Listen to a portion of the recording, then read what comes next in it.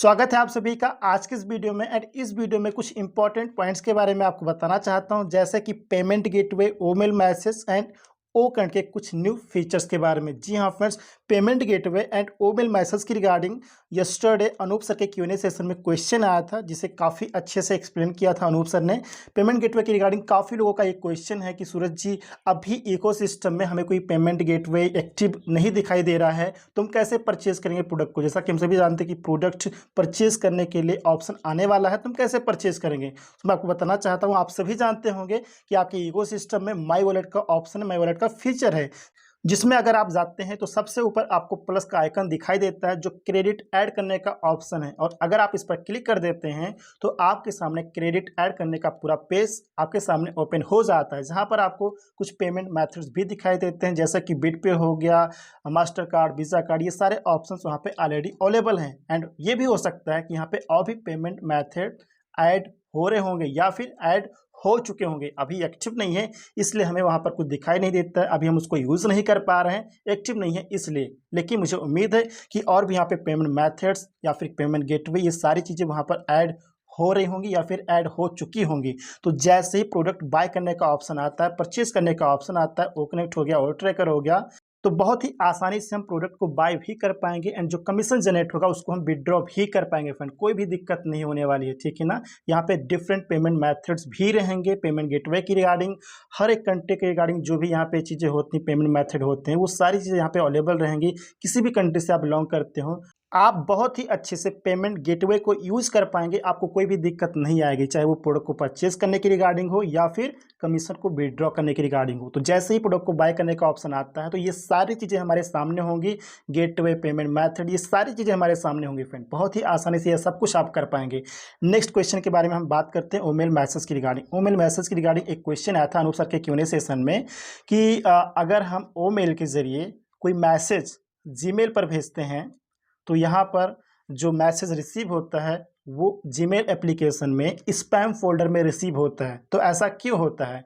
तो इस पॉइंट को अनूप सर ने काफ़ी अच्छे से एक्सप्लेन किया था एंड उन्होंने कुछ सजेशन भी दिए थे, जिसे मैंने प्रैक्टिकल यूज किया है एंड ये अच्छे से काम भी कर रहा है। फ्रेंड, मैं आपको बताना चाहूँगा कि अगर आप ओ मेल से जीमेल पर मैसेज करते हैं, ईमेल करते हैं, और अगर आपका मैसेज स्पैम फोल्डर में यानी कि जीमेल के स्पैम फोल्डर में रिसीव होता है, आप कितनी भी बार मैसेज करें वो सारा मैसेज स्पैम फोल्डर में ही रिसीव होता है। अगर आप ये प्रॉब्लम देख पा रहे हैं तो यहाँ पर अनूप सर ने एक सजेशन दिया था कि जब भी आप मेल करें और मैसेज आपके स्पैम फोल्डर में रिसीव हो जीमेल में, तो यहाँ पर एक काम कीजिए कि अपना स्पैम फोल्डर ओपन कीजिए, वहाँ पर जो मैसेज आया है जो आपने ईमेल के जरिए भेजा था उस मैसेज को ओपन कीजिए। ओपन करने के बाद क्या होगा, उसी पेज पर सबसे ऊपर आपको 3 डॉट दिखाई देगा, उस पर क्लिक कीजिए। वहाँ पर एक ऑप्शन होगा मूव टू पर क्लिक कर दीजिए। आपके सामने 2-3 ऑप्शन और आएंगे, जैसे कि प्राइमरी हो गया, प्रमोशंस हो गया या फिर सोशल हो गया। तो आपको प्राइमरी पर क्लिक कर देना है। होगा क्या कि आपका जो मैसेज स्पैम फोल्डर में आया है वो मैसेज आपके प्राइमरी में यानी कि इनबॉक्स फोल्डर में शिफ्ट हो जाएगा, मूव हो जाएगा। यानी कि आपको स्पैम फोल्डर का मैसेज प्राइमरी में यानी कि इनबॉक्स में मूव करना है, शिफ्ट करना है। ऐसा अगर आप 2-3 बार करेंगे, अनूप सर ने सजेशन दिया था कि अगर ऐसा आप 2-3 बार करेंगे तो आपका जो मैसेज है वो स्पैम फोल्डर में ना आकर वो प्राइमरी फोल्डर में यानी कि इनबॉक्स में आने लगेगा। ऐसा मैंने किया और ये अच्छे से काम भी कर रहा है। फ्रेंड, तो आप 2 बार ट्राई कीजिए। मैंने 2 बार ट्राई किया। मैंने अपने इकोसिस्टम में ओमेल को ओपन किया। ओमेल ओपन करने के बाद सेंड ईमेल पर गया, जहां से हम मेल को सेंड करते हैं ओमेल के जरिए। वहां से मैंने अपनी जीमेल आईडी पर 2 बार मेल सेंड किया और दोनों बार क्या हुआ, जीमेल एप्लीकेशन में स्पैम फोल्डर में वो मैसेज रिसीव हुआ। और दोनों बार मैंने क्या किया, उसको मूव किया प्राइमरी फोल्डर में। इसके बाद तीसरी बार जब मैंने ओ मेल से मैसेज सेंड किया, मेल किया अपनी जीमेल आईडी पे, जीमेल अकाउंट पे, तो क्या हुआ, सीधा वो इनबॉक्स में यानी कि प्राइमरी फोल्डर में रिसीव हुआ। इसके बाद मैंने कई बार बार मैंने मेल सेंड किया अपने ओ मेल से जीमेल आईडी पर, ठीक है। तो हर बार क्या होता है कि वो इनबॉक्स में यानी कि प्राइमरी फोल्डर में ही रिसीव होता है। आप ऐसा कीजिए। अगर आप ऐसा करेंगे तो आपका हर एक मैसेज आपके प्राइमरी फ़ोल्डर में यानी कि इनबॉक्स में ही रिसीव होगा, आपको कोई भी दिक्कत नहीं आएगी। और ऐसा क्यों होता है कि जब हम ईमेल से कोई मैसेज करते हैं तो वो पहली बार स्पैम फ़ोल्डर में जाता है, ऐसा क्यों होता है? अनूप सर ने काफ़ी अच्छे से एक्सप्लेन किया था कि ऐसा इसलिए होता है क्योंकि जीमेल यानी कि गूगल ईमेल के सर्वर को आइडेंटिफाई नहीं कर पाता। इसलिए होता क्या है कि जब हम मेल करते हैं तो वो स्पैम फ़ोल्डर में ही रिसीव होता है, और स्पैम फ़ोल्डर में जीमेल का जो एल्गोरिदम है वो स्पैम फ़ोल्डर में उस मैसेज को इसलिए भेजता है ताकि आप खुद जाके चेक करें, देखें कि जो मैसेज आपको रिसीव हुआ है वो सही है कि नहीं सही है, जिस सोर्स से वो रिसीव हुआ है वो सेफ़ है कि नहीं। और अगर आप उसको अलाउ करते हैं, आप चेक करते हैं, उसके बाद अलाउ करते हैं। अलाउ मीन्स जब आप उसको मूव करते हैं प्राइमरी फ़ोल्डर में, इनबॉक्स फ़ोल्डर में, अगर आप 1-2 बार करते हैं ऐसा, देन जीमेल के एल्गोरिदम को लगता है कि हाँ, ये जो मैसेज रिसीव हुआ है, इसका जो सोर्स है वो बहुत ही अच्छा है, कोई दिक्कत नहीं है, सेफ़ है और सही मैसेज इस पर्सन को रिसीव हो रहा है। इसके बाद क्या होता है कि नेक्स्ट टाइम से वो मैसेज आपके इनबॉक्स में यानी कि प्राइमरी फ़ोल्डर में ही रिसीव होता है। तो ये एक रीज़न होता है, और ऐसा इसलिए हो रहा है क्योंकि ईमेल हमारा अभी एक न्यू प्रोडक्ट है। तो जैसे-जैसे आने वाले टाइम में अभी यानी कि आने वाले टाइम में जैसे-जैसे ईमेल से ज़्यादा मैसेज जीमेल एप्लीकेशन पर रिसीव होंगे, या फिर कंपनी का कुछ और भी यहाँ पे सिस्टम होगा कनेक्टिविटी का, अगर वो ईमेल और जीमेल का जो सर्वर है उससे कोई कनेक्टिविटी होता है, टेक्निकल चीज़ें हैं। और हम ये भी जानते हैं कि आने वाले टाइम में ईमेल का भी एप्लीकेशन आ सकता है। सो आने वाले टाइम में हम सभी लोग मिलकर जितना ज़्यादा ईमेल से मैसेज करेंगे जीमेल पर, उतना ज़्यादा सर्वर को आइडेंटिफाई किया जाएगा। और होगा क्या यहाँ पे कि जीमेल का जो एल्गोरिदम है उसको लगेगा कि ईमेल से मुझे काफ़ी ज़्यादा मैसेज रिसीव हो रहे हैं, तो यहाँ पे सर्वर को आइडेंटिफाई जो इसका प्रोसेस है वो काफ़ी ज़्यादा स्ट्रॉन्ग हो जाएगा।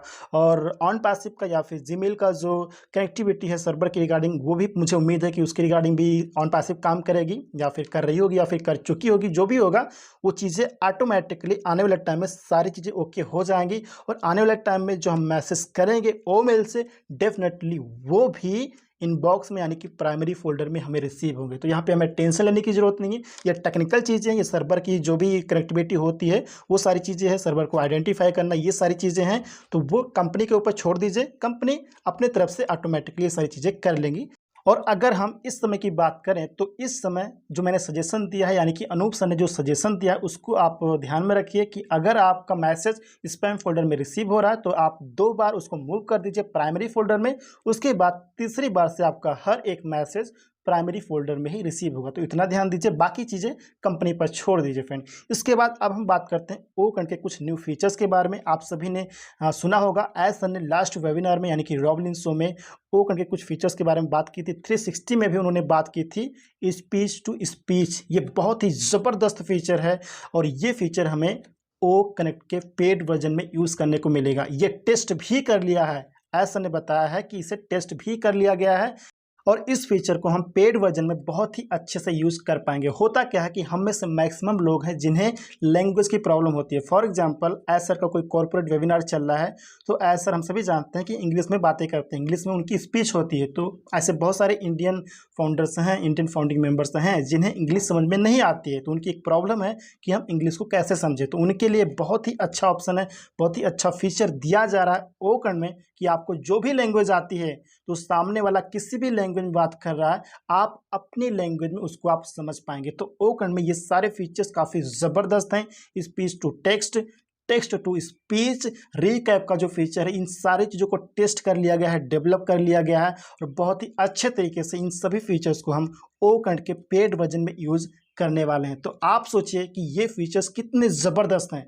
अगर ये प्रॉब्लम ही लोगों की दूर हो गई, जो मार्केट की प्रॉब्लम है, ठीक है, तो आप समझिए कि कितना धमाल यहाँ पे होने वाला है मार्केट में ओकनेट को लेकर। सो ओकनेट हम सभी जानते हैं काफ़ी ज़बरदस्त प्रोडक्ट है, काफ़ी अच्छे एडवांस फीचर प्रोवाइड करने वाला है। सो डेफिनेटली धमाल होने से कोई रोक ही नहीं सकता है। आई होप फ्रेंड ये सभी पॉइंट आप सभी को अच्छे से समझ में आ गए होंगे, एंड ये वीडियो आपको इन्फॉर्मेटिव ज़रूर लगी होगी। वीडियो इन्फॉर्मेटिव लगी तो वीडियो को लाइक कर दीजिएगा, फ्रेंड को शेयर कर दीजिएगा, एंड चैनल को अगर आपने अभी तक सब्सक्राइब नहीं किया है तो चैनल को सब्सक्राइब जरूर कर लीजिएगा।